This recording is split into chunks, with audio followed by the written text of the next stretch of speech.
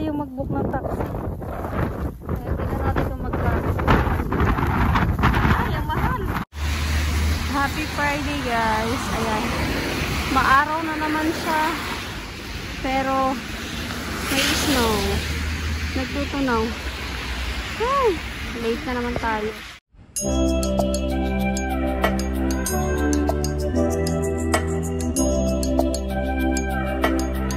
Good morning guys. Grabe ang init.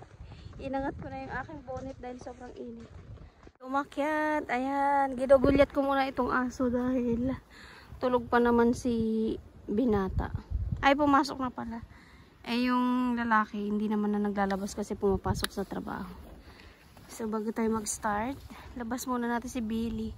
Ang ganda ng weather. Wait. Ganda ng weather, guys. Oh. Si 0.5 ko lang para makita lahat. Ang ganda. Nakailang video na ako dito pero hindi nakakasawa. Walang ganong batang naglalaro. Mga nasa school. Tsaka maano pa kasi. Malamig. Kapag wala ng snow. Yan, maraming bata dito. Yan ang aking Billy. Tumae ka na? Billy? Check lang natin yung pinuntahan niya kasi baka nagpupo. Just sit down. Billy! Nilalagyan ko ng tali kasi minsan hindi ko siya mahuli. Nagtatatakbo kung saan saan. Sarap na sarap siya sa hangin eh. Sarap na sarap sa hangin ng aming Billy. Akala niya kasi may ibang aso. Ayan, paglaruin muna natin siya kasi pag nasa taas siya nagliligalig. Takbo ng takbo. Mahilig yan, mahilig yan sumalampak sa sopa. Eh, syempre, yung pikay-kay niya, minsan basa. Dumidikit dun sa couch. Eh, di nagmamantsa. Kaya, halos everyday ako naglilinis ng couch. At ayun yung yung stadium. Zoom natin. Ayan. Alam niyo mo, pag papunta ko dito sa work ko na to, sobrang laki niya. Pero habang papalapit ka, lumiliit. Pero nararamdaman ko na yung lamig. Naglalaro si Billy. Ganyan siya. Pag nailabas mo na yan. Kasi pupupo na yan, kaya ganyan siya kakulit. Yan. Namili na naman ako ng mga sabon kasi nung nakaraan, sobra ng 5,000 yung sinahod ko. Eh, dapat 45. 40 lang yung ibibigay sa akin nung nakaraang 15 days. Ay, hindi siya 15 days. Parang sa loob ng 2 weeks, bali 10 days lang yun. Sobra siya ng 5,000. So, binadget ko siya sa loob ng 3 linggong wala si amo. Binadget ko siya sa lahat. Panglinis. Lahat ng kailangan ko, binili ko na talaga. Para after 3 months na naman akong maghihingi. Ayan, popo na siya. Ganyan ang gawain niya aso na yung pag nilalabas. Tapos sa gabi, ang naglalabas na niya si Binata. Ngayon kasi nasa school na yun, wala na yun sa bahay. Pagkatapos niyan, akyat na rin kami. Tuwa oh. Dito guys, kailangan pag naglalabas ka ng aso, meron kang packet. Kasi pag nagpupo sila, hindi ka po pwedeng mag-iiwan na lang ng tae ng alaga mo. Kailangan mo damputin dahil kung hindi, may magdidikit ng notice sa kwarto mo. Ay sa unit. Sobrang higpit. Ganun dito pag nasa ganito kang place. Mamaya na ulit. Guys, ginambi na naman tayo. At ang lakas ng hangin. Oh, Diyos ko po. Para tayo uuwi nito. 8:20 na, sobrang yung overtime natin. Isa't kalahating 20 minuto. Ay, 1 oras at 20 minutos. Grabe, ang dami kasing plantsahin. Inipon ko na lang din doon sa box. Doon sa drawer kasi Monday ko na yun ilalagay sa kwarto nila kasi nga si babae hindi siya lumabas. Ay, grabe, ang lamig pa naman. Bibili na lang ako dito ng Siyempre, walang kasawaan sa dumplings. Yung shrimp. Kasi pwede na rin yung pambaon natin bukas. Ay, grabe yung hangin pa na. Sobrang hangin guys. Ang ganda niya oh. Grabe naman tong snow na to. Malamang to bukas makapal to kasi ano, madilim siya. Ibig sabihin marami pa siya ibabagsak.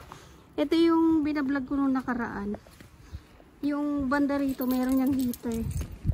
Para hindi siya mapuno ng yelo kasi nga delikado kasi hagdanan nga, 'di ba?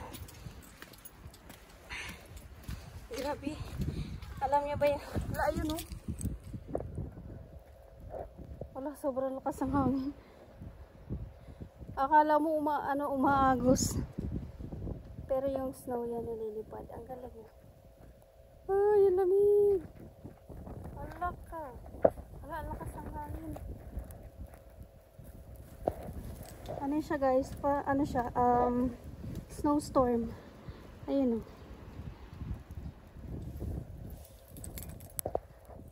Tapos ang sakit-sakit pa sa mata.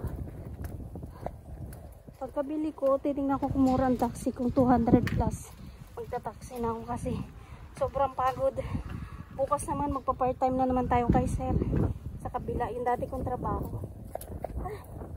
Hindi po pwedeng hindi magtrabaho dahil sayang ang pera. Ayun, ang lakas oh.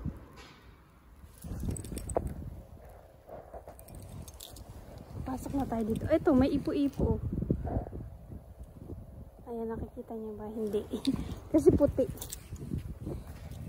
Bibili na lang ako dito ng dumplings. Meron naman ako doon. Kaya lang nasa freezer yun. Sobrang tigas nun. Hindi kaya dito. Tama lang yung pagka-freeze. Mamaya na ulit. Oh my God! Ah! Ala, lakas! Ayan siya. Atras na yung ginagawa kong lakad. Ang lakas ng hangin, oh.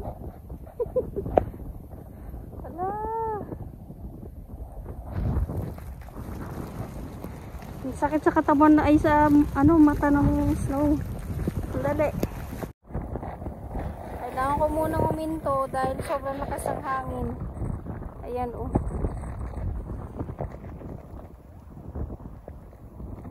Grabe. Ah.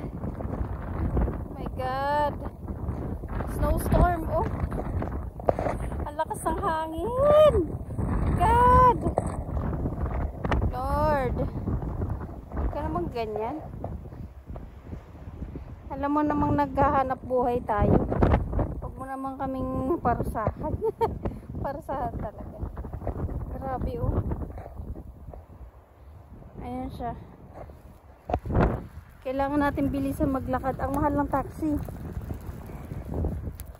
Nasa 7 minutes lang yung travel. Pero ang babayaran ko nasa 300.